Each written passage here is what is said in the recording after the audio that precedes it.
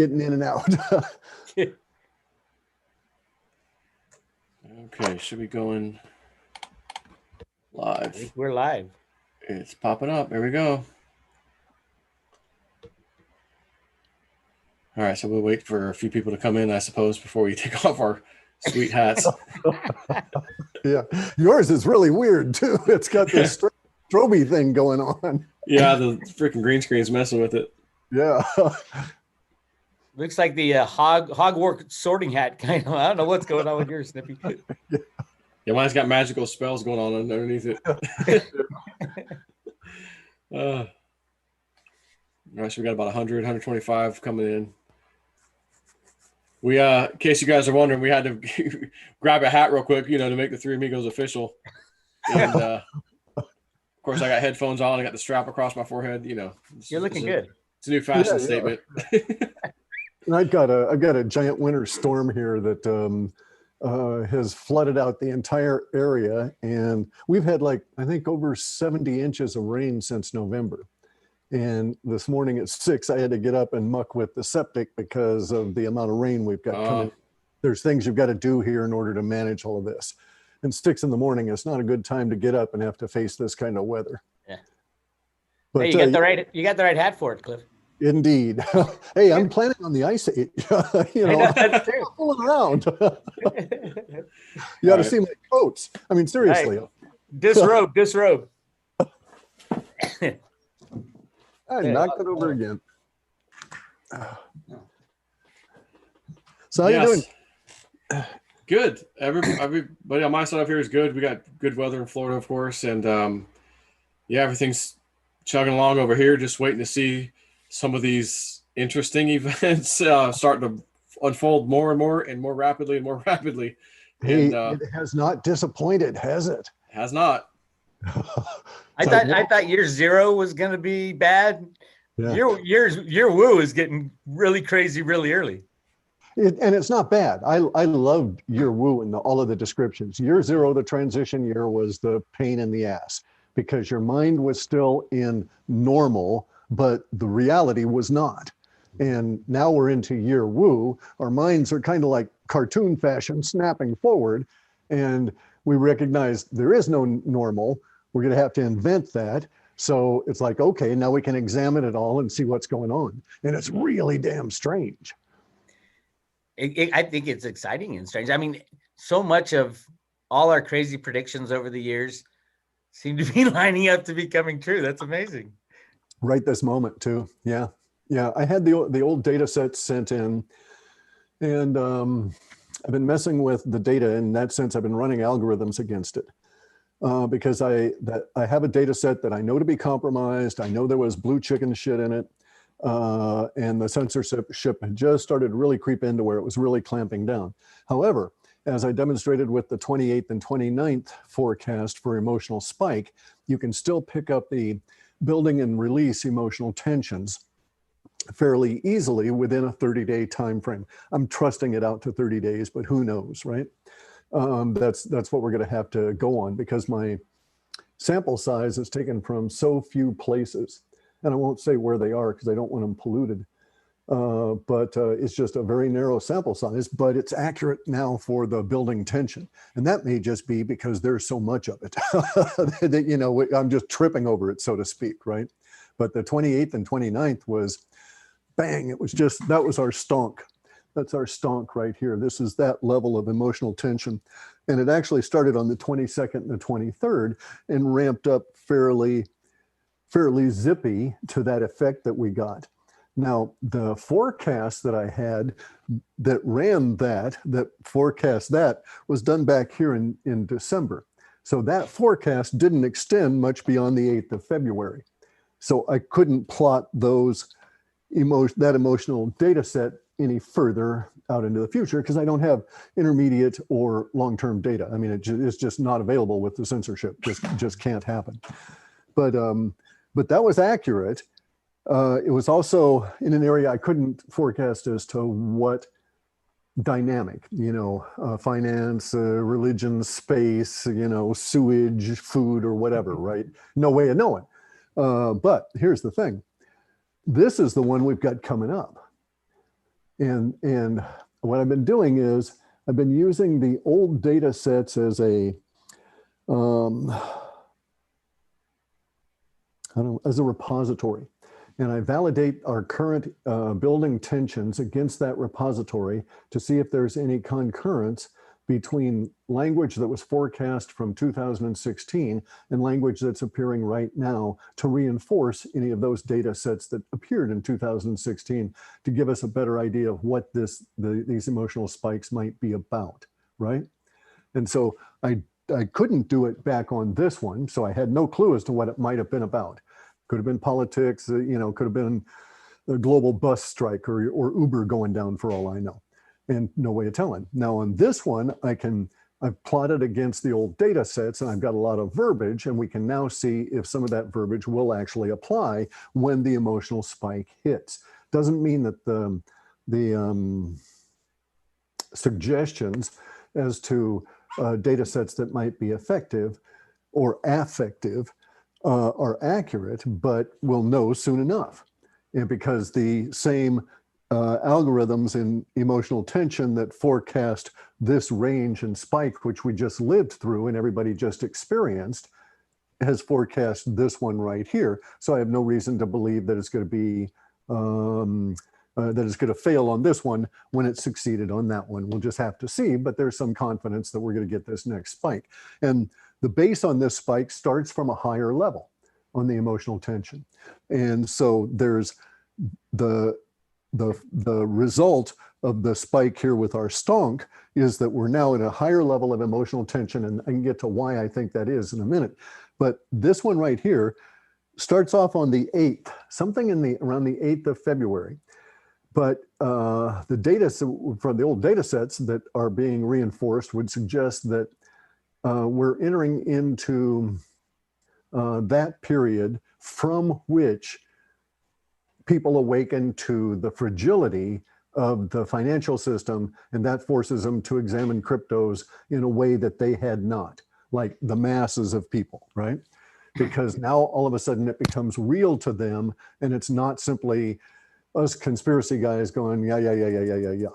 And so now there's demonstrable things going on, and the data sets would suggest that during this period of time here, that this jump in emotional tension base is as a result of that. So the stonk got a whole lot of the normies' attention. And as a result of that, now the herds, everybody's hairs are up, and we're all at a much higher level of elevation, and we start right here. Now, this is drawn in purple deliberately, okay? Because as I read through the data sets and looked at the emotional aspects of this, it pointed me towards the powers that be and the elites. And so we'll present this aspect of it from their viewpoint, not from mine, not from a regular guy's viewpoint, but from the viewpoint of the powers that be. And what we're going to have happen is that some kind of an event that will likely not be visible to us non-elites is going to happen around the 8th, and it's going to go along very, very, very quiescent and then ratchet up in like exponential speed to have a spike on the 11th that's nearly as high as the stonk relative to the emotions within the populace. So even though this is drawn in purple to reflect the point of view of the powers that be, the value ratio here is the value of the impact on the emotions of the populace. That makes sense? Could it be related to, I mean, clearly people's eyes are starting to open as to naked shorting and all the fraud on Wall Street and all that. I have noticed for the last 2 days in silver, for example, the volumes have gone literally off the charts, over 1.5 billion ounces over the last 2 days, each day. And it started on the 28th, right when, kind of the GameStop stuff started, and the Reddit guys posted the silver. Hey, what about this silver short? Now, those guys don't play on the comics, but at the same time, other players, I'll call them the good guys, do.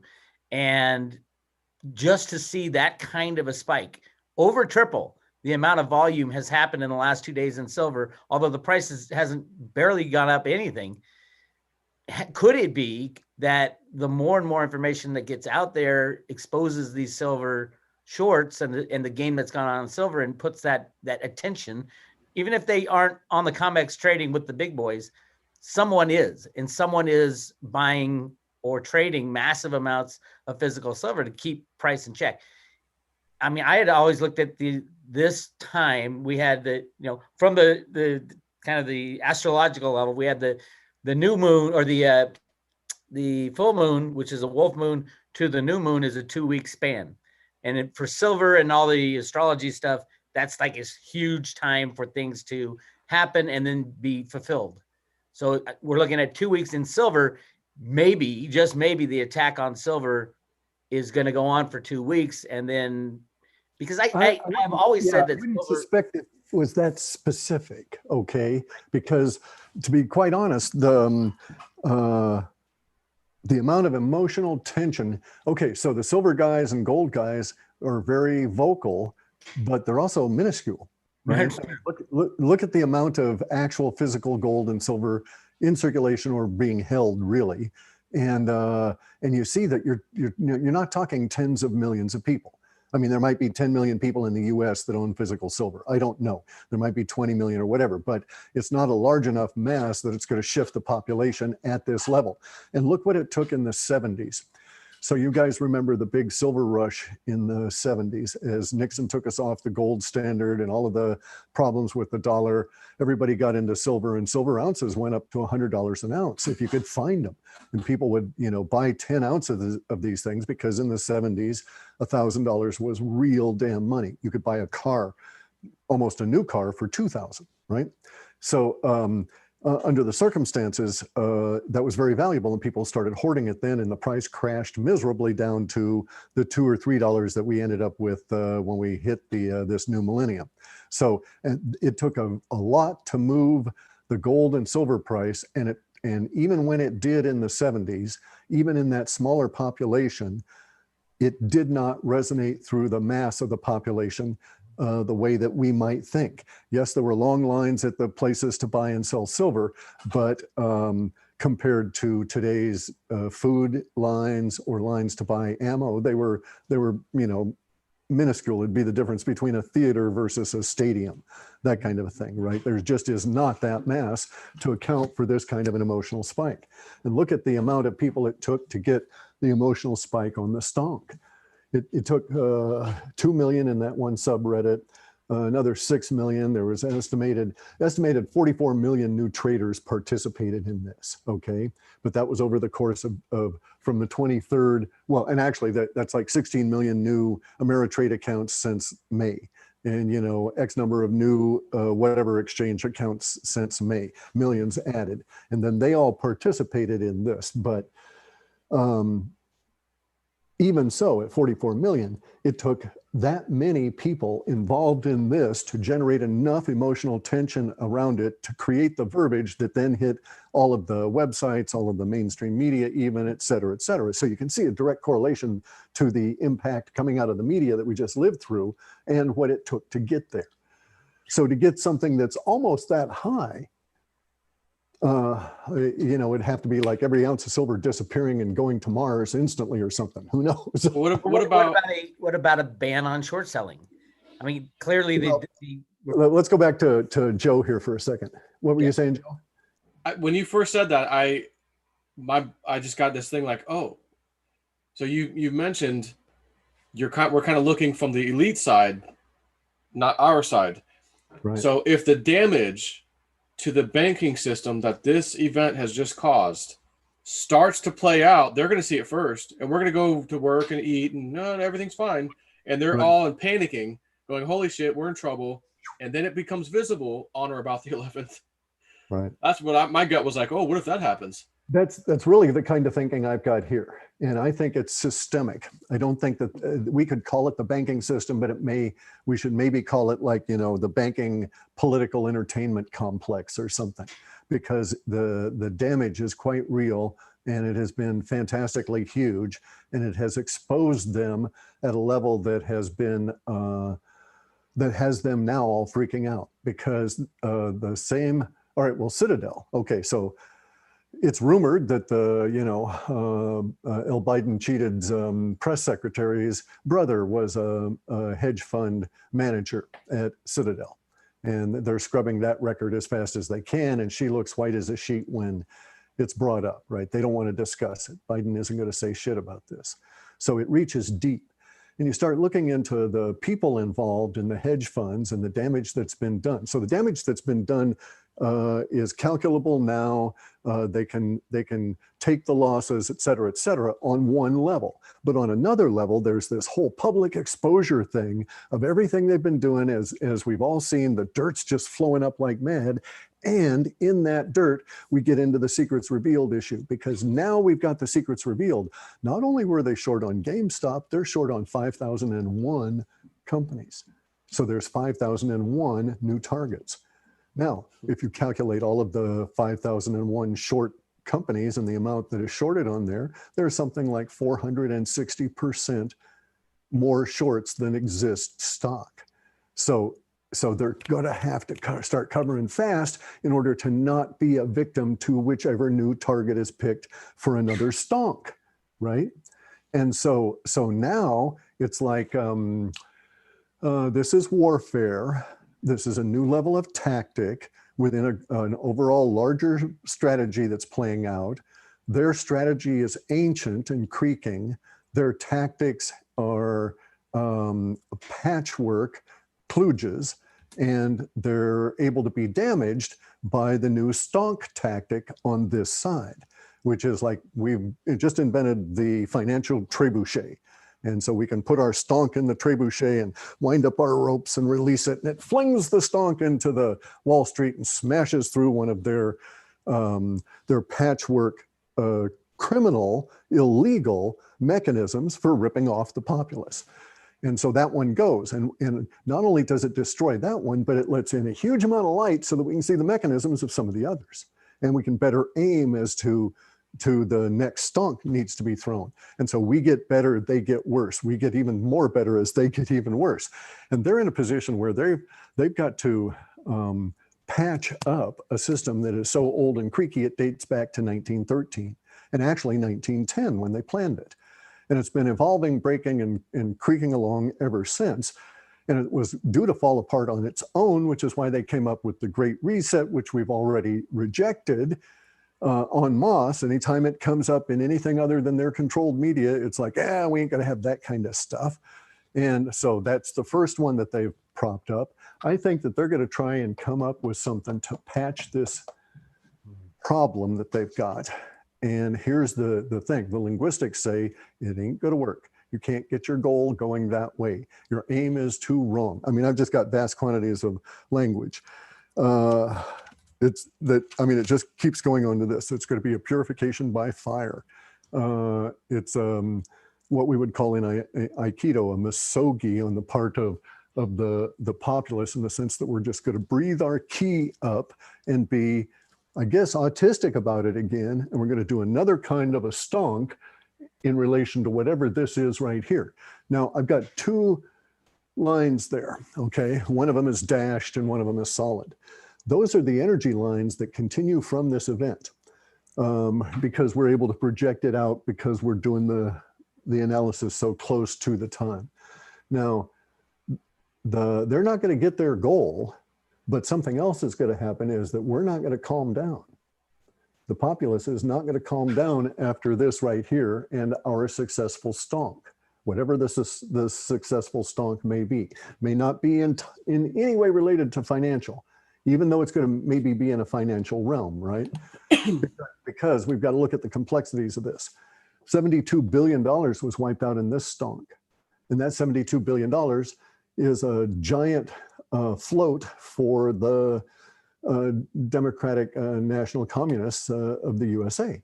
And so their coffers took a huge hit. This has been a giant disaster to the ruling elite and to the uniparty, both Republicans and Democrats. Their funding sources are puking out all over, and the illegal relationship between the politicians and the funding sources and the media is being exposed to the point where denying is just going to bring on fits of laughter.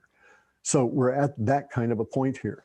And I know that they won't get it, but the reason I've got 2 lines is that if I use my new algorithm, we get down to an energy release of about here.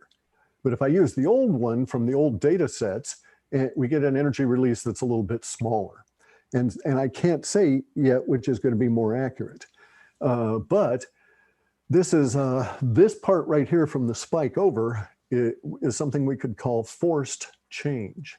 So the circumstances are going to cause a major change to occur from, like, say, the 13th or 14th or 15th or so on. And those circumstances will have been initiated from the 8th and will ramp up into the 11th. And that's at that point, then we go into the release phase of it, and that's when shit starts falling apart.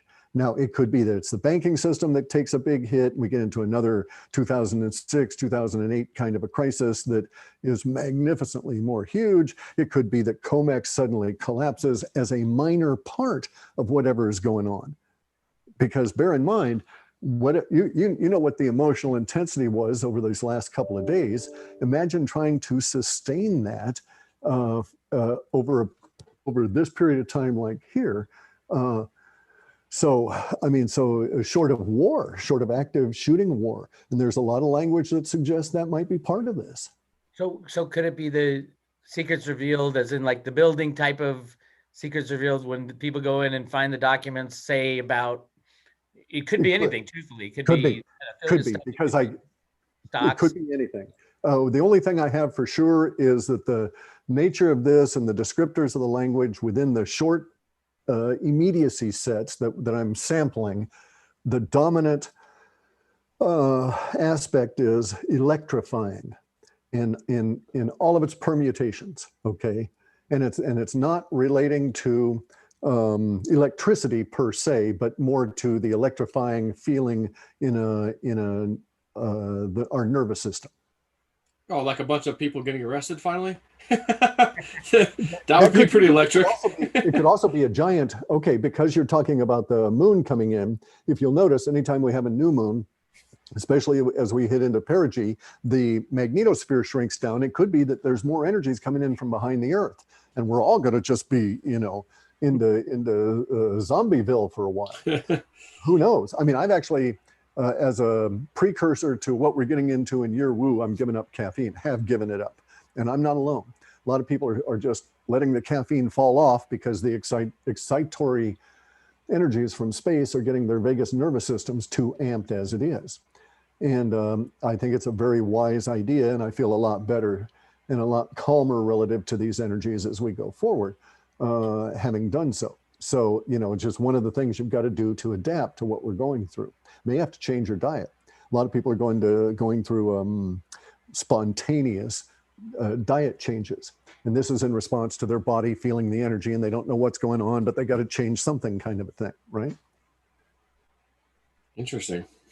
Yeah. Now, I'm hoping that this is directly connected to the financial system, but financial, political, we have a lot of language in those data sets about, we're being in a really very prescient data sets, being in a totalitarian regime and too late to escape, and now's the time for fighting, all of that kind of stuff. What's interesting about this from the perspective of the powers that be is that the old data set languages from 2016 are suggesting that their viewpoint is no regrets at trying whatever the hell it is, but it's not going to happen. And they recognize that. And from here on over, it's like a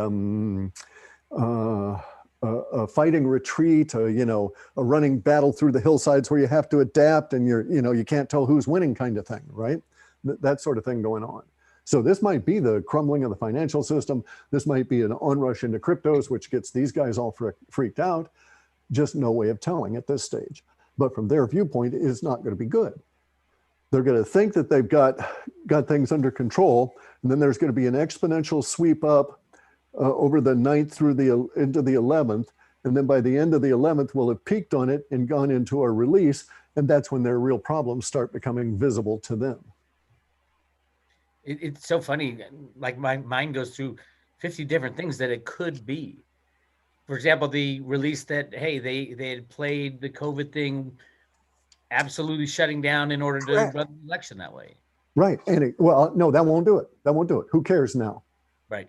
Okay, who cares about it? The theft is stolen, the votes have been stolen. It's a done deal. It's in the past. Who cares? Any of that? That's all recriminations. We are so you will find people that have their minds that are still focused on that, but it's not an emotional driver. Anything from the past is not going to be an emotional driver. So if I were to tell you that, it's absolutely factual that Robert Kennedy killed James Hoffa, who cares, right?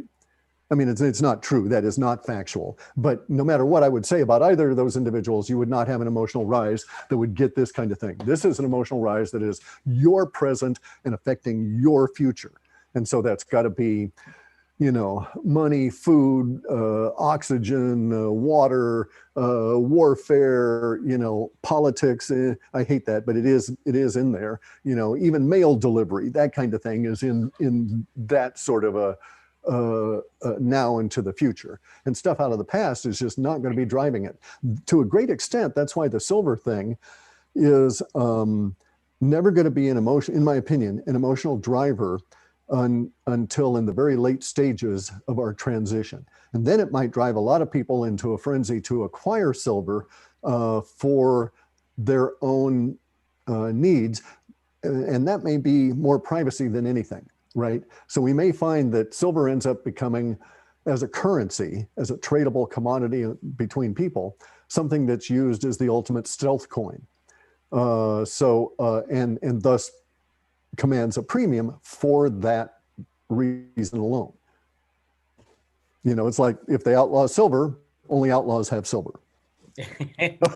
or because we're on this, call it a timeline or whatever, of compressed time. Holy shit, that thing happened. Oh my god, that happened. Oh my god, that's next. Oh my god, what if there's a whole bunch of shit? Oh, the stock thing went to next level. They're panicking. Oh, secrets revealed just happened. Holy shit, silver's running. Like just bang, bang, bang, bang, rapid fire, a bunch of shit happening at the same time. Hell, that could happen. Yeah, whatever it is, that would do it. That would drive my emotions way the hell up. Oh god, yeah.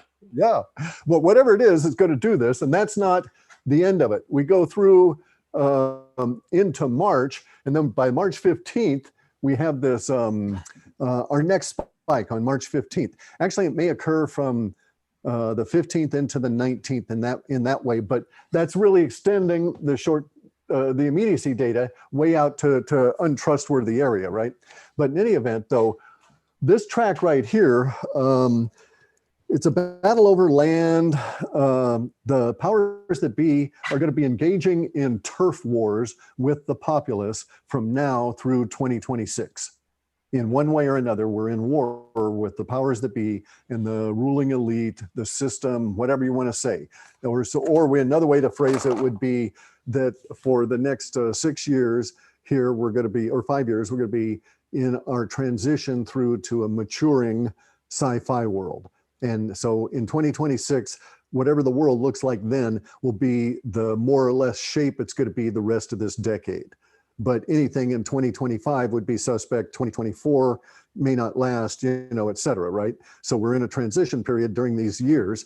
And during that transition period, the powers that be are going to be desperately fighting for their turf that they claim. We're already seeing it now. I think there's now 3 print newspapers, that's significant, being devoted to free Britain from the monarchy, that we can't afford the monarchy anymore, they've got to go, and this kind of thing.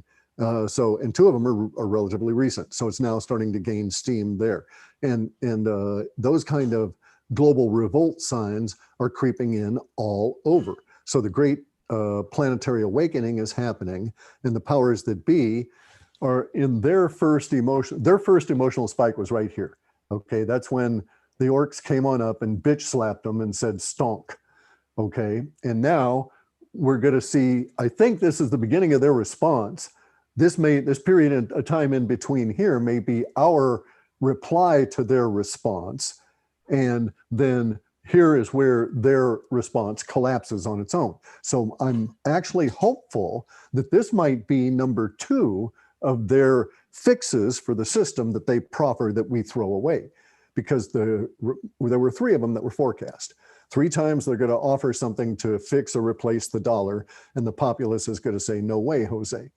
And so at that point, then we move into crypto. Then we're into scattered world where anything and everything is currency, where we have currency in the form of silver, gold, all different kinds of stuff, cryptos, this sort of thing, because we're getting into sci-fi world, and we're at that point where we're truly becoming spacefaring.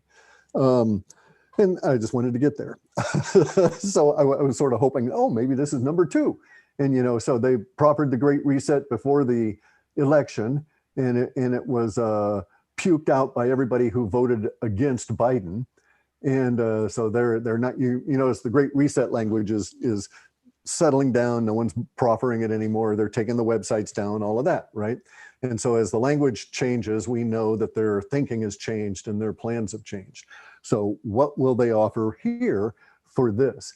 It may be that they're going to try and fix the political system at this stage, but I don't think so. It could be that this is the point of time where we have open military rule of the US acknowledged. It could, because that would do it. Emotionally, that would do it. And that would keep it going at this level too, right? So that's the easiest thing for the mind to cling to now that would fulfill the conditions of the height of the spike and the continuation of the energies. But factually or forecastingly, I don't have anything that would suggest that, although there is a lot of language about wounds and, military kind of stuff in that sense. Sharing burdens, collective sacrifices, all of these kind of things. There's also a bunch of the language that shows up now that's related in the immediacy language that's related to sets that have Antarctica in it as well. So I think we are getting closer to a lot of these secrets revealed things popping off. And if we, maybe we can pick it up, maybe we'll be able to look really closely and be able to see what they, on the 8th, what the powers that be start doing. So if we start hearing things like, oh, maybe on the 8th, 7th or 8th, the SEC comes on out and tries to run something up the flagpole to see if we'll salute, right? Then we kind of can get a hint as to where things are going to be headed here.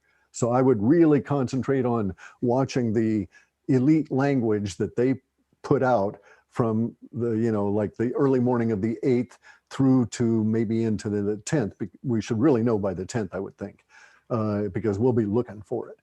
But it's going to be way interesting again.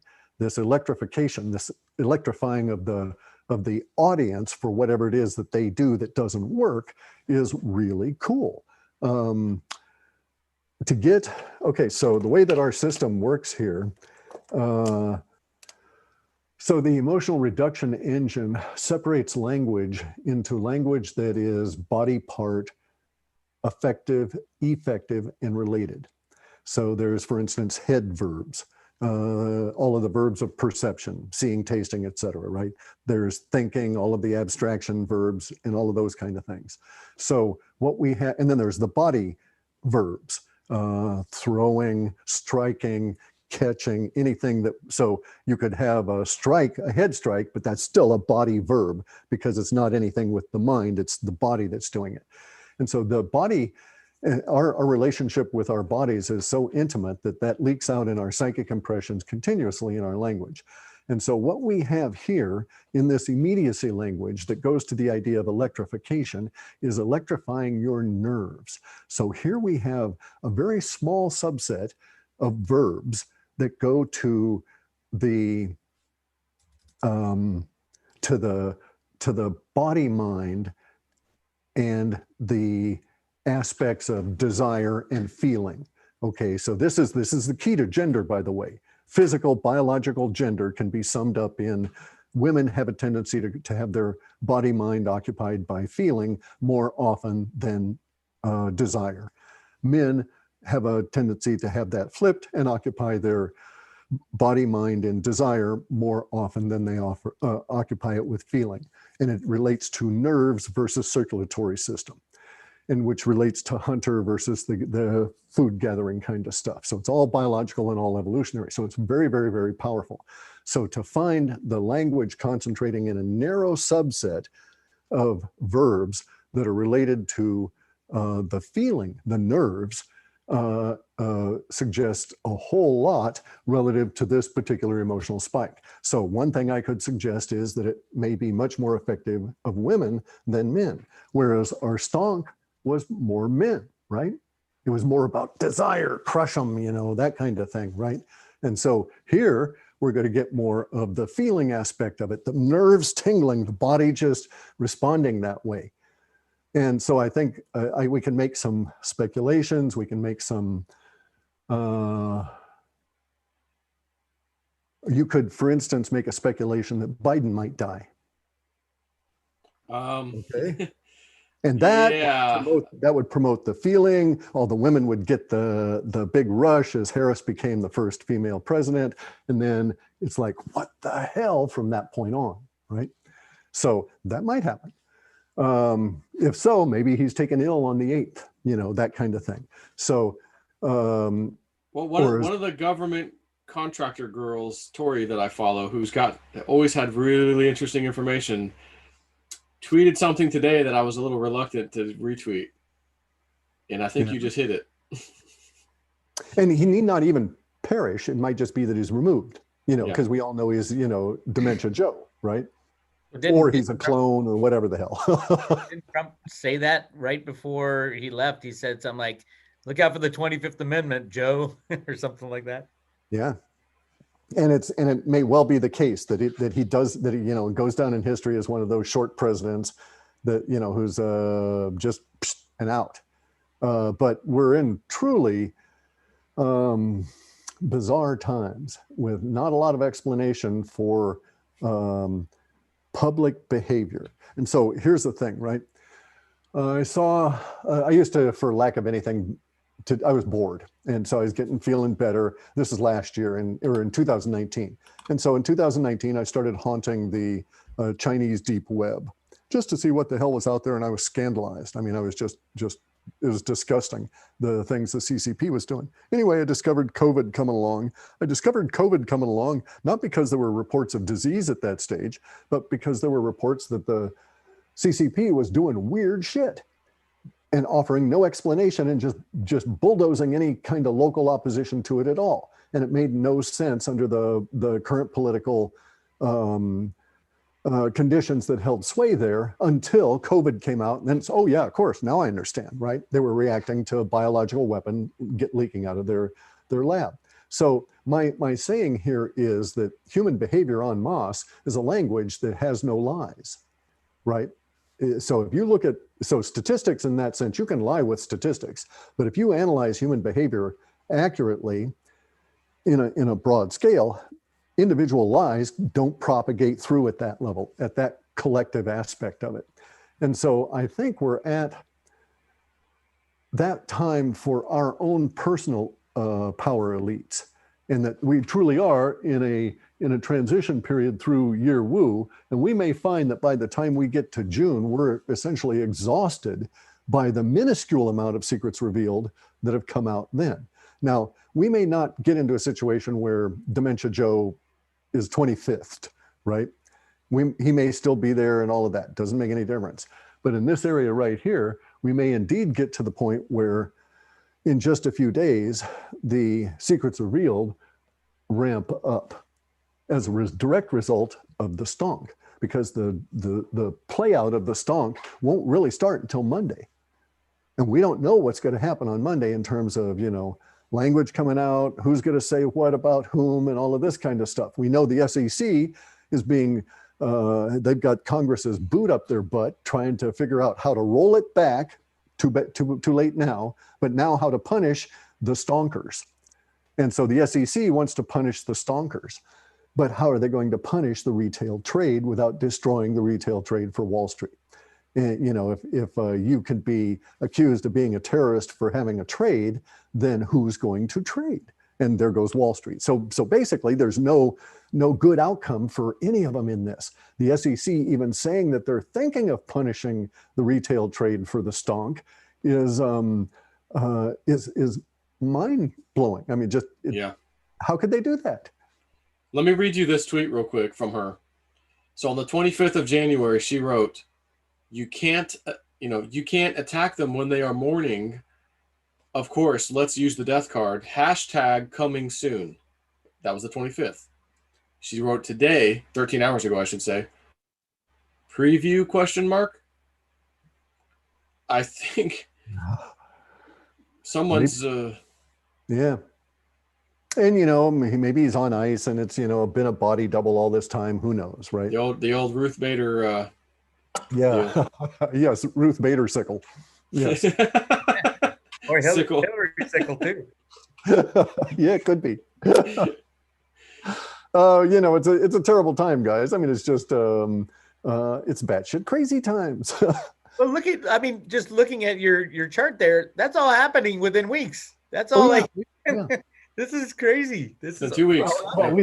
For so many years, we were working with all that long-term data, 19 months out, all of this kind of stuff. And it's like, whoa, and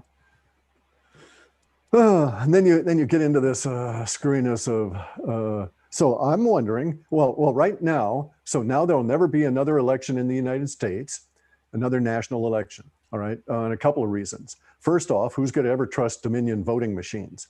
I think Trump knew that they were going to steal the Senate in Georgia, no matter what anybody did. And so he strategically said, fuck the Republicans, right? At that point, because he knew the Democrats were going to steal it anyway. It had that exact same pattern of votes pumping in, taking over the leader, et cetera, as we saw in the nationals. I mean, just an analysis is just incredibly accurate, showing that this theft was using the same algorithm, et cetera. So if that's the case, then we can presume that any election run with the Dominion machines automatically takes your vote and puts it to the Democrats. So why bother? So, I'm not going to vote. They're going to vote for me. And so we're now into this uniparty system of totalitarian regime.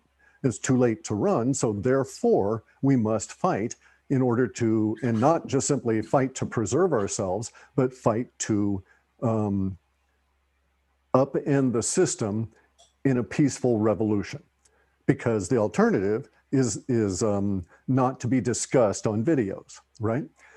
And so the peaceful revolution component of this has already started, and we see it with the stonk.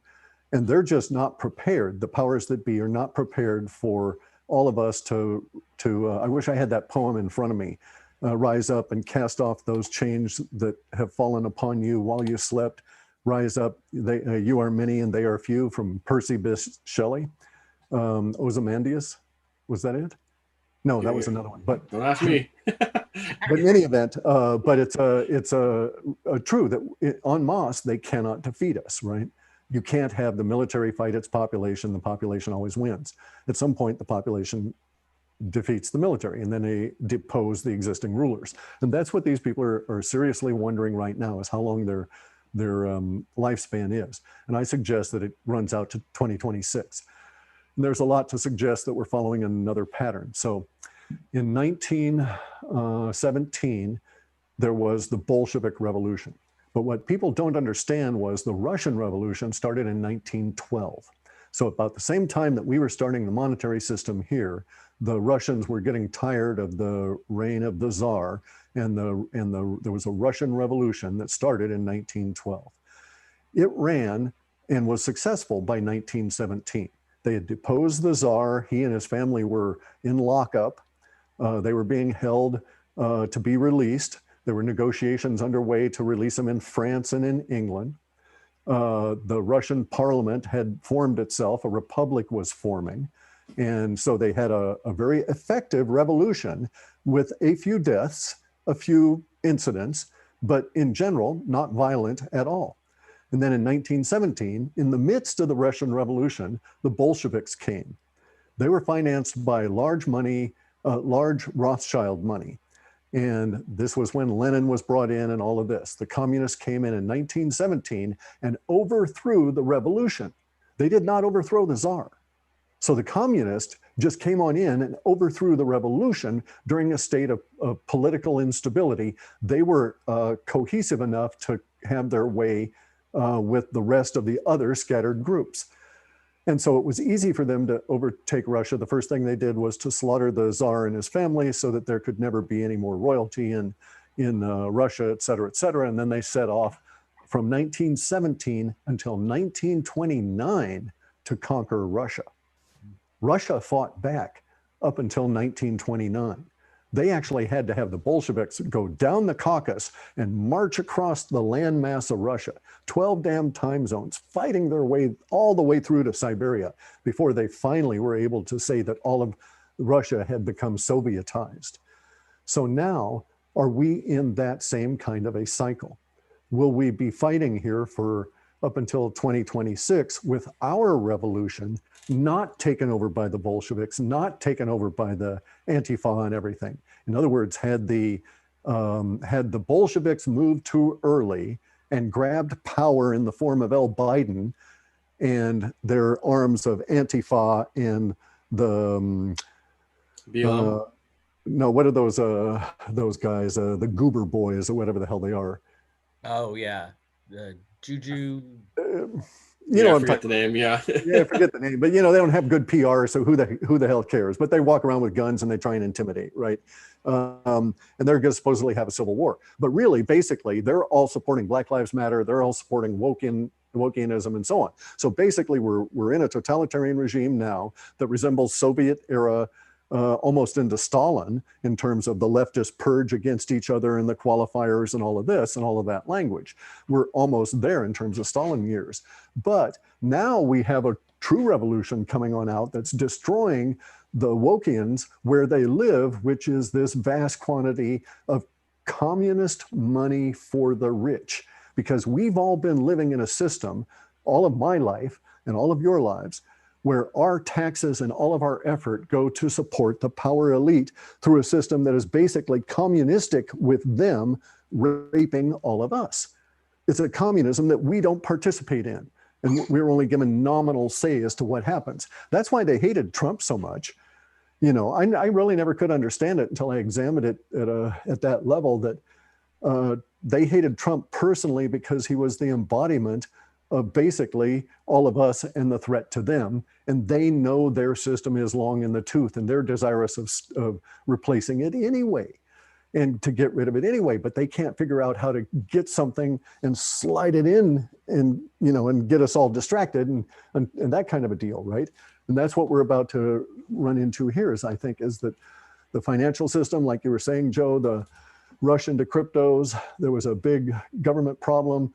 I always had the data sets have February is when Reggie would be contacted because there was a major damn crises, you know, to maybe apply some of his stuff to their issues. So it was always a spring effort that led into the, you know, way back in the descriptions of that aspect of Veritasium, it was always that Reggie would be contacted at the depths of winter, and then it would be up into spring that we would start seeing some results from the thinking there.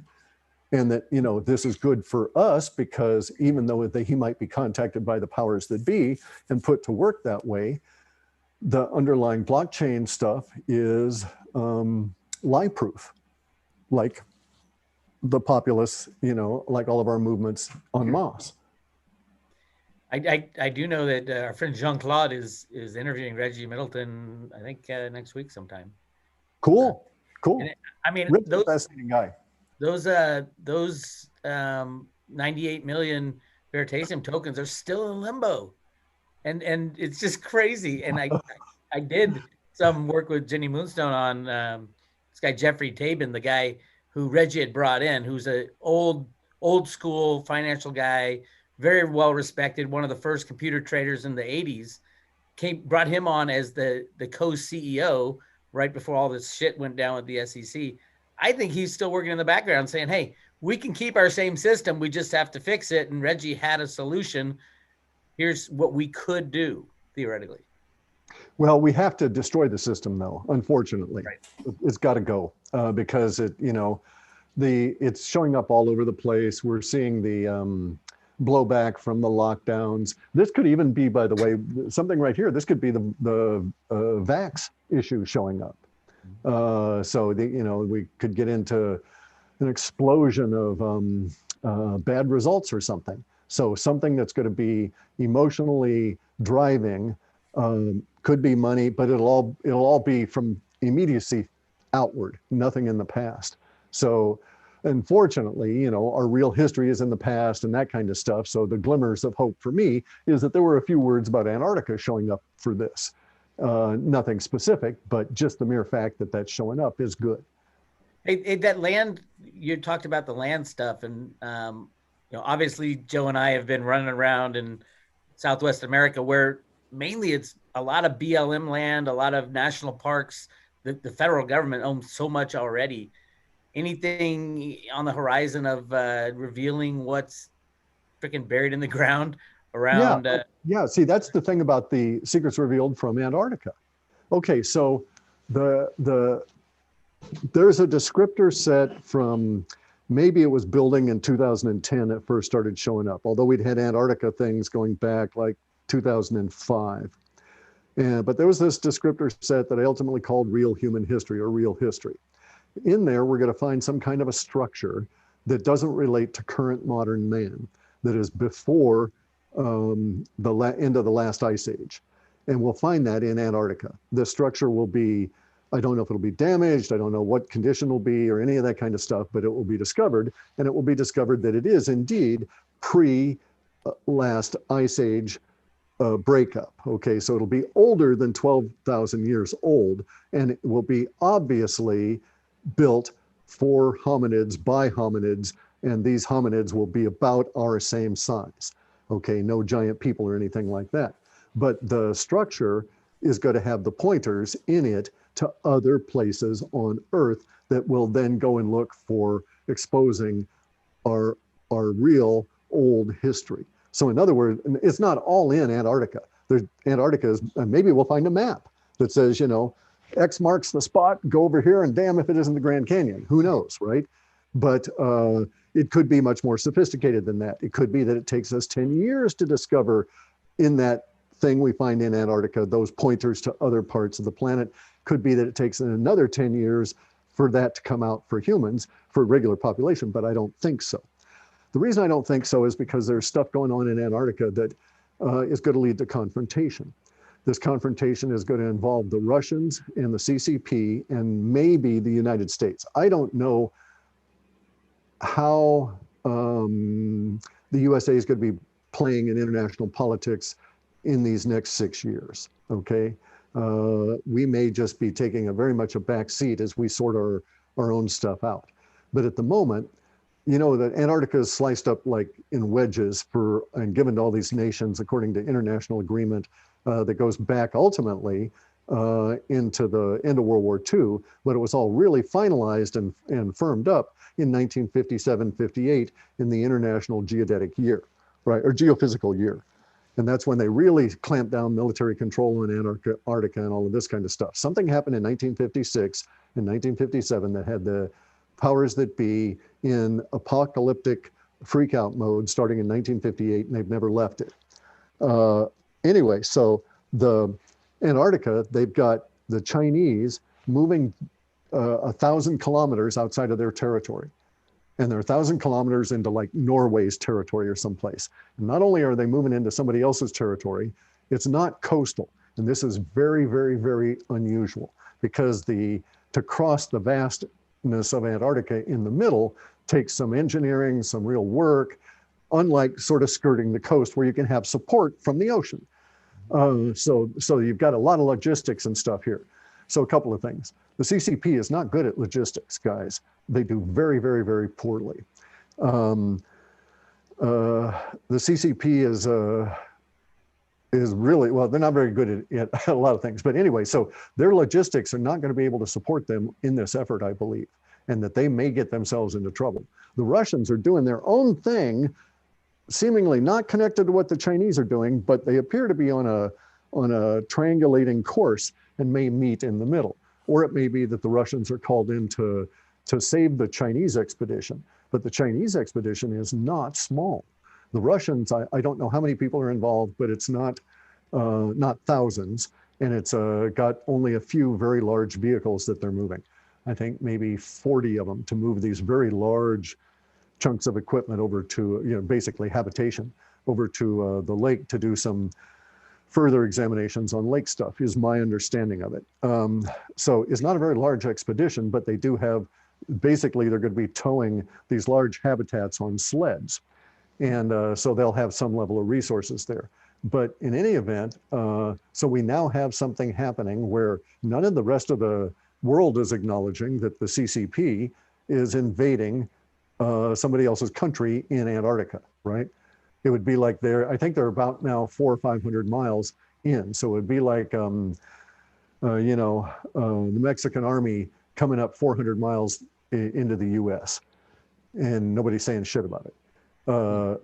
Apparently it was a large number of CCP personnel. I don't know what they're equipped with or any of those kind of particulars, and you can't get any imaging on this. So someone's keeping the imaging suppressed. But very interesting. Why are they doing it? Why are they going inland to this very inhospitable place? Why now? And what do they expect to find there?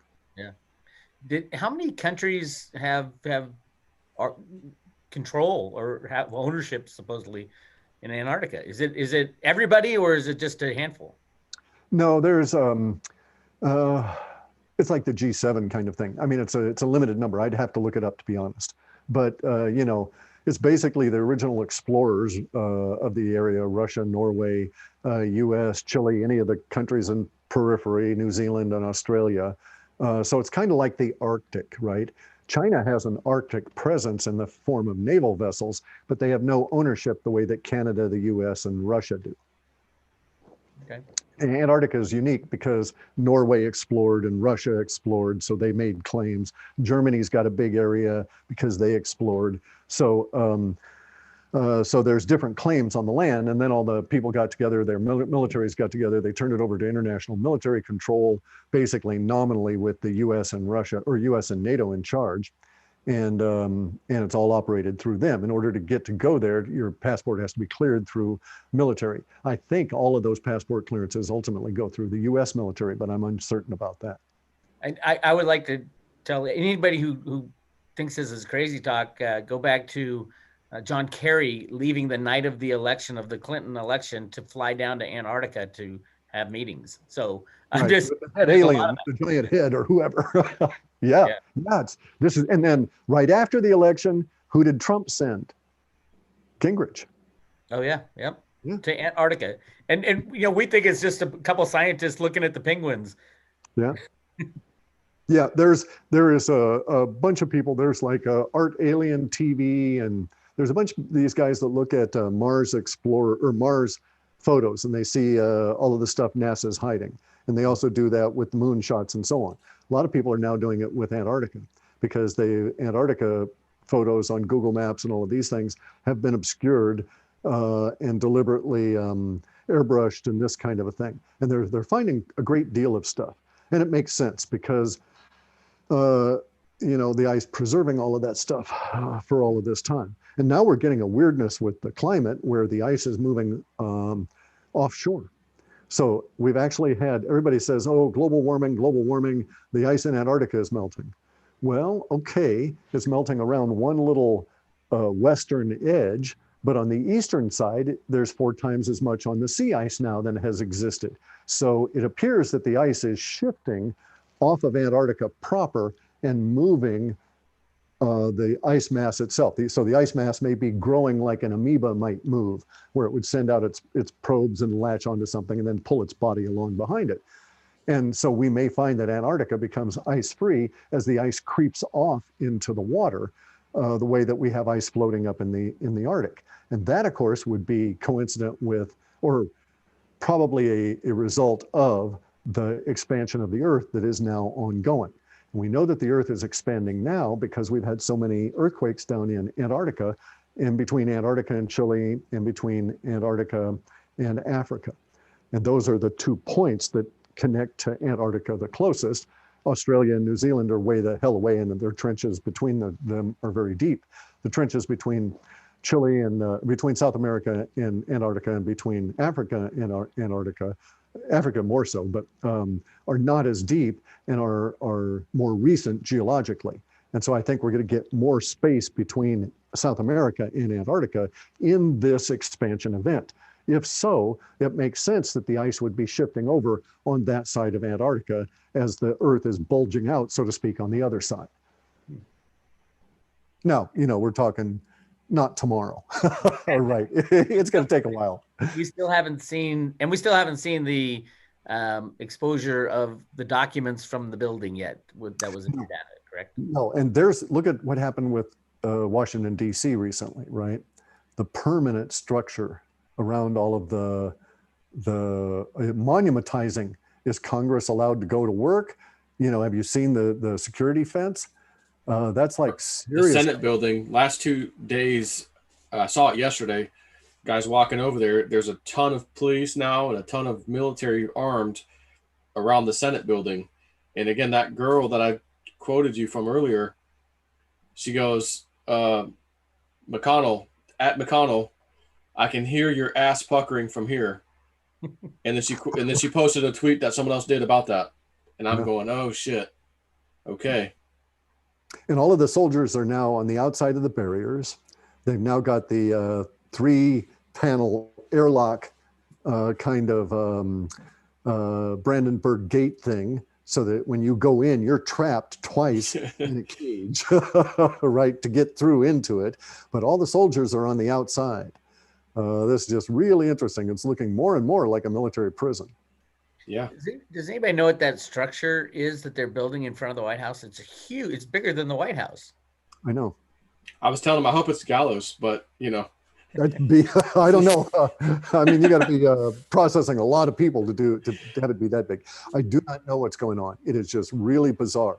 We've also had very unusual military activity on the West Coast, all over the nation, but also on the West Coast. There's been some concentrations of it, and I'm not going to go into specifics or anything, but again, it's very unexplained. Right? There's just inexplicable. There's just no rhyme nor reason for what they're doing in this time of year. Can we talk about cryptos a little bit? Sure. A lot of people, having lived through a couple crashes in Bitcoin, a lot of people are saying, is there anything in the data that says we're going to have another big crash before we have another run up? No, there's the stuff that the next big crash, so to speak, where people will apply that term in the data was from the $64,000 question, right? As we get close to $64,000, there's going to be a crash that'll take maybe down to 40 something. Might be 44, it might be 46, might be 42. I don't know.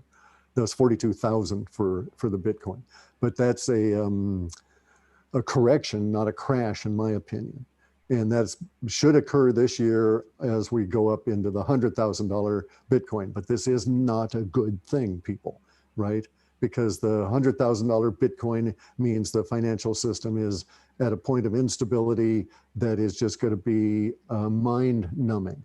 At that point, I will be living in a world where, as an old man, it will be necessary for me to be armed at all times when I'm off my property, and most times when I'm on my property, just because the general state of the planet, or of the US at that stage, but also of the planet due to what's going on with the reserve currency. So it's one thing as a kid to take your $1 bill in 1960 and go down to Italy, go from Germany down to Italy and get a whole stack of lira and suddenly feel the wealth effect. You got a whole stack of lira for your $1, right? And so that's one thing. But then you go to buy anything with it, and you got to give out that whole stack. And sometimes you got to give out more than your whole stack that you've got. Yeah. And that's just because the price went up that day. That's the kind of conditions that we had in the 60s. In Italy, it was not due to the Italians, it was due to the French, because the French were having a 1-for-5 franc swap, the old francs for the new francs. So the France at that time had wars and wars and wars and wars and wars, and had lost them all, and had vast quantities of debt, and had to do something. So they had to restructure their money. And they said they had hyperinflation that was going to start approaching Weimar kind of terms. And so they said to all of the citizens, you give us all your old francs and we'll give you a new franc. And you give us 5 old francs and we'll give you 1 new franc. But and everybody said, no way. And they said, then the government said, well, after this date, you won't be able to spend your old francs. It'll be illegal to even possess them. And we'll think you're a criminal if you possess them. And you've got to turn them in. And of course, at that time, they really tried to clean up the criminal aspect of their society by, you had to prove you had the right to have those francs to turn them in. So if you had 1,000,000 francs, you'd better show some way you earned it, right? In order to get 1/5 of that in new francs. So it was a huge debacle that rippled the currencies of Europe all over. This was ultimately what led to George Soros being able to make bets against the British pound and make $1 billion, was this same kind of a situation. And so we're at that point right now. Cryptos are, Bitcoin is still a Bitcoin. Now, all of a sudden, the dollar is so worthless, you got to get 100,000 of them instead of the 10 cents that Bitcoin used to cost when we first got messing around with the thing, right? My first Bitcoin, I sent back and forth to my guy, Kale, and myself until it was destroyed in fees. But it only cost 10 cents, right? So we're now in this very unsettled times. And we can't think that there's going to be a normal until 2026. So we're in a very interesting period of huge opportunities, life-changing continuously. You'll change your life today, and then 3 weeks later, it'll change all over again, that kind of thing. But it's going to be vastly exciting, and the world will transform itself, or humanity will transform itself on the sphere of this planet over these next 5 years. During that period of time, as we may suspect, it's going to be a little bit less than stable. Now talk about for a second. I think there was 3 events with the dollar where they try to kickstart it, fails. What's that again? Tell us about that.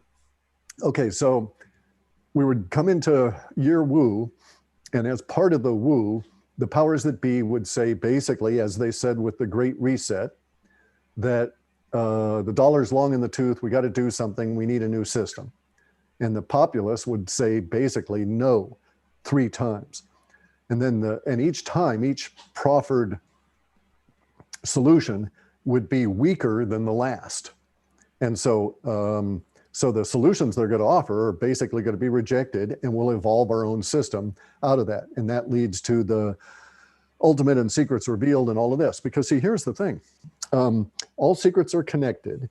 And we've just destroyed $72 billion of bribe money.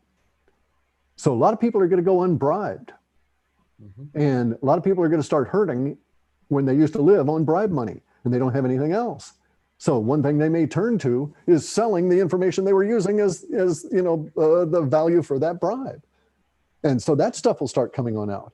And then one secret's tied to the next, is tied to the next, and so on. And as they unravel, the power structure, the illusion, the narrative for the powers that be fades and fades and fades and fades. And then we just get into basically sci-fi world, which is very much like, something we have to invent, but it is not the old structured normal. So it's no longer the Piscean, everybody flocking or schooling together. It's very much the age of knowledge. And actually, this was an insight that I'd come into the other day. We have a situation here where the powers that be are trying to protect their turf. So they're fighting for land. They're fighting defensively even, because they can't go out and short of, having an army come on in and conquer Canada or something, they can't acquire more territory. So and even abstractly in their systems, they can't create a new SEC or a new COMEX or that kind of stuff and have it easily work and so on. So they can't really acquire new territory. They're fighting defensive land wars. But the populace, the orcs, are fighting for knowledge. None of the people that participated in GameStop were attempting to take control, to seize anything, to dominate anything that way.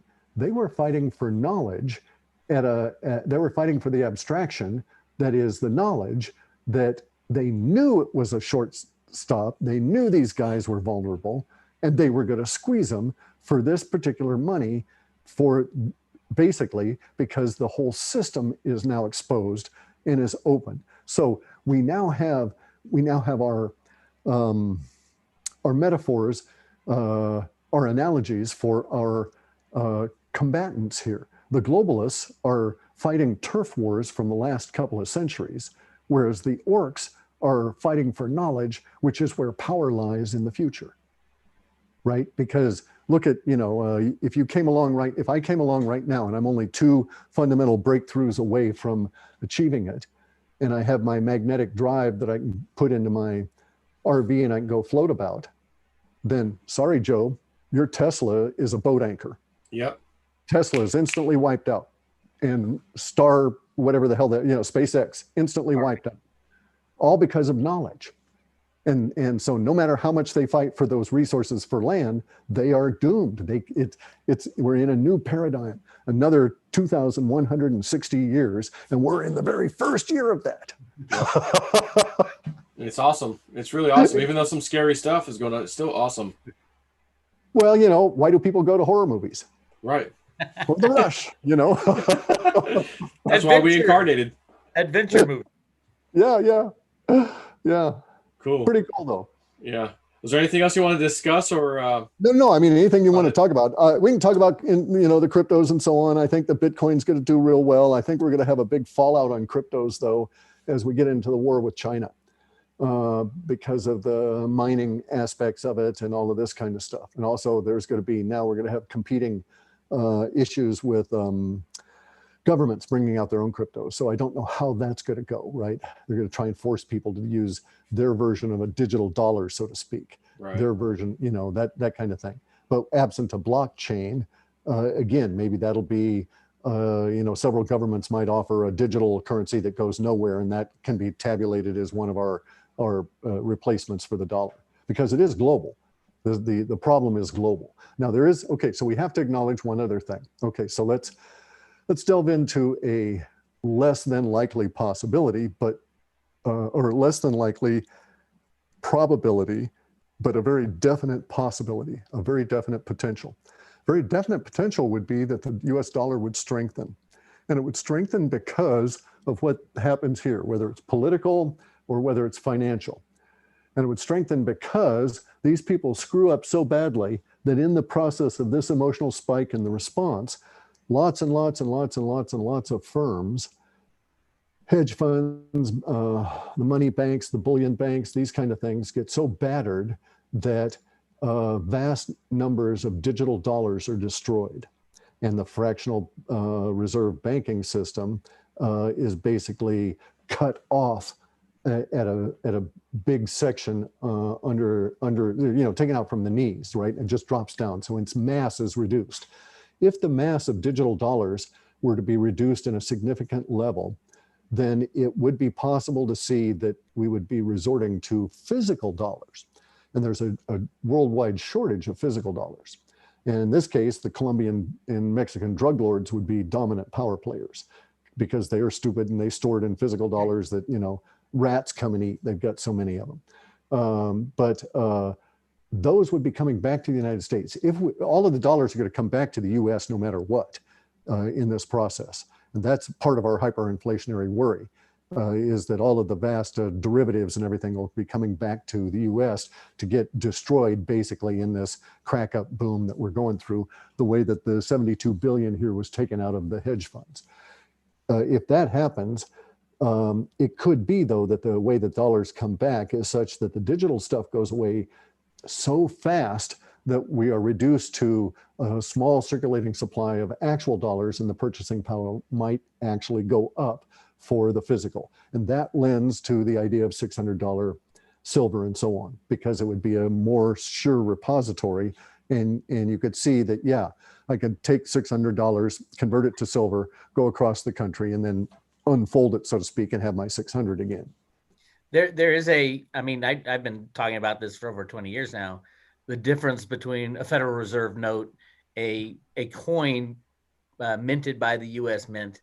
I mean, you'd see pre-1965 coinage as kind of the staple. Everybody running around with their silver dimes as the old system implodes. And it gets into a weird thing. It's like, well, how can hyperinflation happen? But at the same time, the destruction of money is happening, and the true U.S. dollar, whatever that is, will shine. And the fact is, hyperinflation is always destruction of currency. Okay, because in Weimar Republic, when you brought in your tons of money to the baker to get your loaf of bread, ultimately all those Reichsmarks ended up back up the treasury, and where they would just destroy them because they were printing them out faster on the other end. Mm-hmm. It's just is this bizarre system to keep us all involved and moving. We're in a transition period where we're going to reinvent the future, and the powers that be have prompted us along by some of the moves they've made, right? It's really interesting that we find the rise of Antifa now, and the Boogaloo Boys, that's what they're called, and those guys, right? Okay, because those are akin to the brown shirts and the SS that formed up under Hitler and supported the Hitler. We've had our Reichstag fire. We haven't had the Night of the Long Knives. We haven't had a Kristallnacht. Okay, but maybe we're going to come close, but that would be something that would be, racially motivated. Like in Germany, they were attacking the Jews. But here we have a situation where we have parallels to what was going on basically close to this time in the last century coming out now. And it's like, if you look, you see that way back into the 1700s, the powers that be had similar kinds of organizations that were serving their purposes in periods of instability and leading up to American Revolution, these kind of things, right? In England, they had the equivalent of Antifa, and it led a lot of the Puritans to say, we can't live with this basic street violence and being subjected to religious persecution every time we go out of our houses. So we're going to sail off and die or sail off and thrive. So we see that these same kind of moves from the power players are being repeated over and over and over again. And so far, they've always yielded the results that the power players were able to live with, if not desire. Now, I think that won't happen.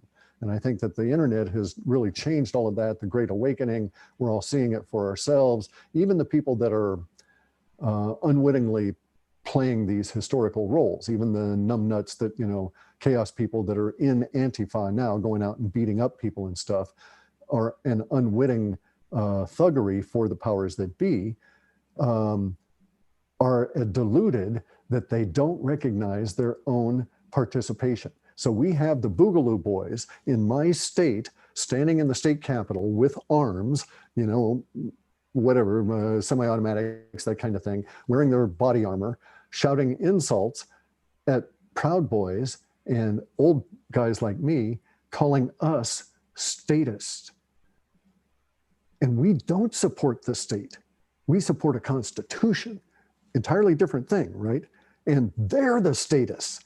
And they're supporting Biden and all of this, in spite of the fact that Antifa says, we don't like Biden and let's go burn down the Democratic thing over here in Portland, right? And boy, didn't that get the attention of everybody. Now that the Antifa isn't needed anymore, Twitter just gets rid of them, and they've been there for 12 some odd years, right? But let Biden cheated get in, and then all of a sudden Antifa, strays once into Democratic territory, and they're gone. But they destroyed that Democratic Party headquarters previously. So it was just that the change was that, oh, now we're in charge. We can't have these guys. So now the powers that be are going to have to put those fellows down. And it's like all of a sudden they've made Antifa my potential allies, because now Antifa, who truly are statists, in spite of the fact that they would say that they're anarchists, are going to end up having to be controlled by the state that set them up. And so all of these emotional waves have been started in our little pond. And here we are bobbing up as corks, watching it all, getting our popcorn ready and so on, because it is just so fascinating. And look at the pain that came out in these last 2 days. Well, that that pain was basically just in these 2 days. The forecast for this energy spike here is that it drops in the same day, some level, and then continues that level of pain for the powers that be. Elevated. Elevated, and it is forced change. That's the electrifying of the populace, electrifying our nerves, and forced change. So what the hell kind of change is going to be forced? I don't know. Who's it going to be forced on? But we're going to have to live with it. We're all going to have to adapt, because bear in mind, any changes forced on the powers that be ultimately are also forced on us. So I ordered I actually placed the order for a off-grid RV, and it's going to be delivered in, Hey! I know, finally. It's a Winnebago Echo. But my problem now is it's supposed to be arriving in the end of March, beginning of April. And I'm like, wait a minute, all these car manufacturers are having problems getting parts these days. And I'm like, oh, please, I finally get there. And now I might not even get it. I don't even know. Oh, how long is it? It's a short one. It's like 24 feet. Oh, cool. Okay.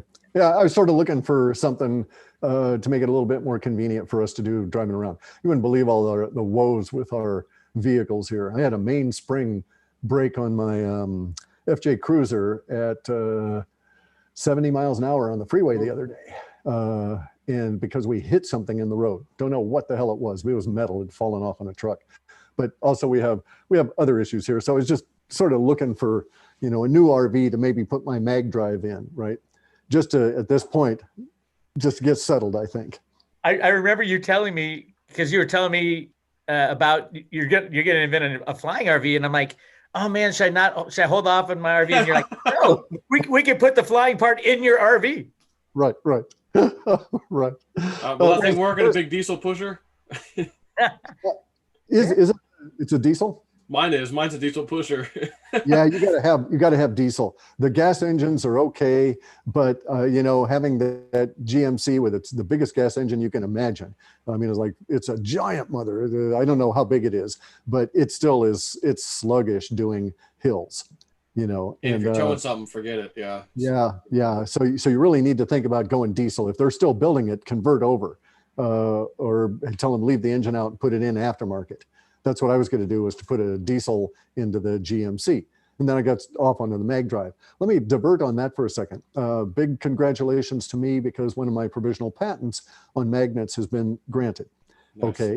Wow, so this was one on magnetic shielding as a result of the high effect, and being able to use a dynamic folded blended magnetic field as a destructive force for magnetism. Now I have to complete that patent and get it filed, but so far I've got a year, basically, or almost a year to get it done. I can add in a bunch of the other stuff I've discovered since filing that one. But so I've got 2 more pending. So the patent office is accepting of this and accepting of the presentation. Now, I wanted to say that we have 2 remaining hurdles, one conceptual and one material. And so we know, for instance, that one of the things we're going to require is what we're calling a magnetic field induction diode, okay, an MFID. And it's like a LED. Okay, so in all of our lights now are these LEDs, and LEDs are this little wafer. And if you look real close to the magnifier, you see that it's all these little lines that are parallel to each other, and there's a couple of gaps in there. And what they do is they shoot electricity into the gallium arsenate substrate, and it jumps across these little gaps that are in there. And when it jumps across the gaps, it creates light. Unlike the incandescent bulb, which glowed, unlike the fluorescent bulb, which excited the molecules of gases in there, those are irradiating, reflecting kind of light, okay? But LEDs are a primary light source. We are actually creating light there just exactly the same way the sun creates light, or the same way that an electric arc welder creates light at that point. And so an LED is a very interesting device that way. So we want to make a magnetic field creating diode And we're going to use the same approach, which is to skip an electron across a gap, just like the LED. The only thing unknown at this stage, because it's conceptual, we know how to make LEDs and all of this kind of stuff. The only thing unknown at this stage is what material goes into our little magnetic field induction diode. It can't be gallium arsenide, because we know that that combination of materials, when you skip electricity through it, produces light. We need another set of materials that when you skip electricity across it, produces magnetism. It's just a matter of an Edison-like hunt. So we got a lot of materials to hunt through combinations. If we had supercomputing power, we could cut this down once we figure out some of the parameters to judge on. So that's one conceptual hurdle. And that's just simply the doing of it. If I had a lab here and had enough people and we had enough materials coming in, we could fabricate and test until we eventually, like Edison, discovered that it was, a carbonized bamboo filament that made the incandescent bulb. So it's just a matter of doing that. The other one is conceptual. We know that we know about the concept, how it needs to perform. We can identify the parameters around it, and we just don't know how to solve this one particular problem. But these are the only two remaining issues within the magnetic drive. We know now how to use dynamic magnetic shielding to protect the occupants. We know that we will be using that same kind of dynamic magnetic shielding induced through the magnetic field induction diode to shield the whole structure itself from the local magnetic environment. And we know a great deal more stuff. So it's possible that within the next 10 years, we will have an actual demonstrable anti-gravity device. It really isn't. It's a magnetic suspension device more than anything, but it suspends itself relative to the magnetism of the local environment, not necessarily metal, because all of universe is magnetism.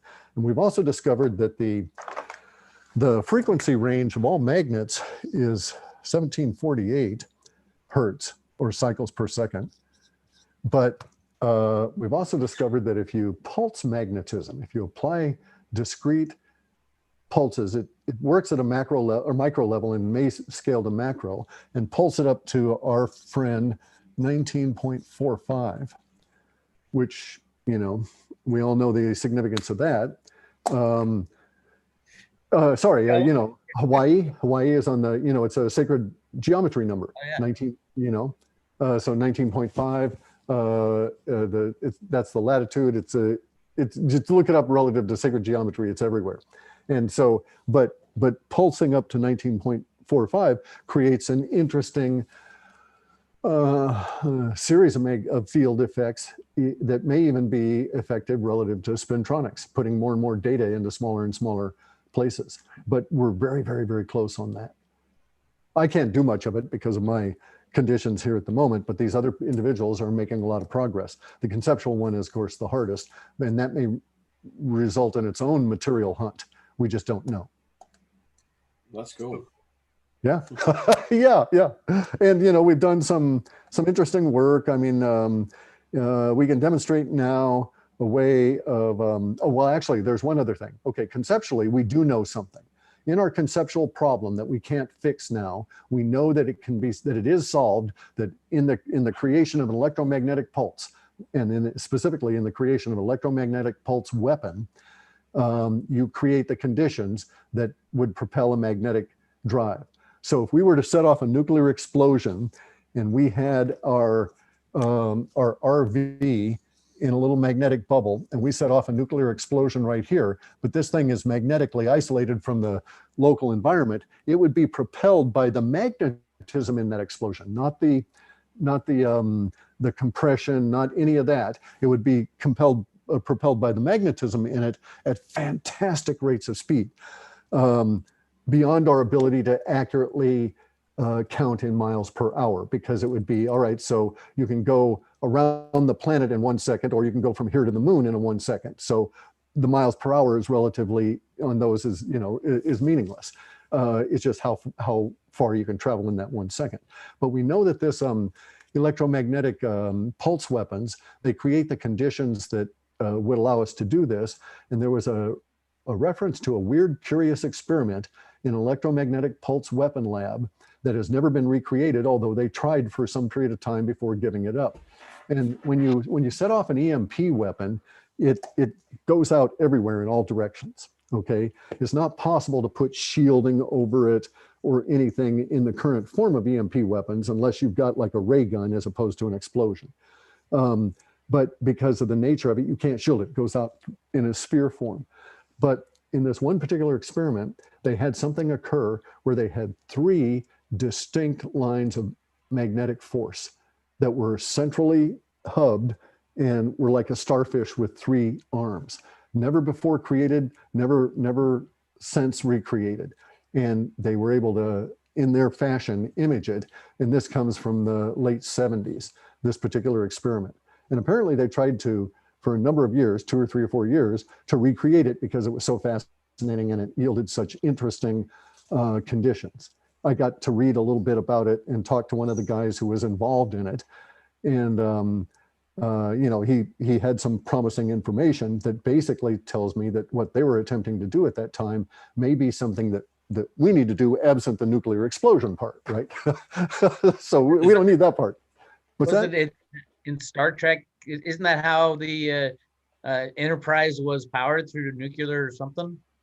I have no idea. I know they were powered by the nacelles and they went to warp speed, but you know, I was in Germany when Star Trek came out, right? So I never really got in the. I came back and everybody was talking about Star Trek, and it's like, you know, you sort of had to be there. I watched a few episodes; it was cool, but you know.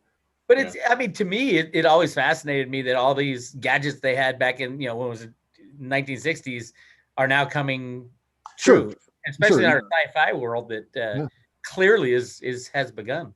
Did you look at the Navy patents about the No, 2004, yeah, I've seen those are old. There's a whole series of those, okay, that were produced at that period of time.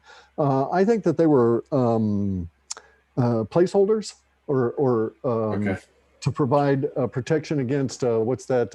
You know, the patent sharks, those kind of guys. So I don't really think that they're valid. There are suggestions that we're using some of that technology on our current airplanes with, you know, the ion layers around the B-52 and this kind of thing to make them go faster and be more secure. And that gives them the shimmering effect in the air when you see them flying, because they're actually dissipating the air ahead of getting into it, so to speak, so that they reduce friction with the negative ions. Okay.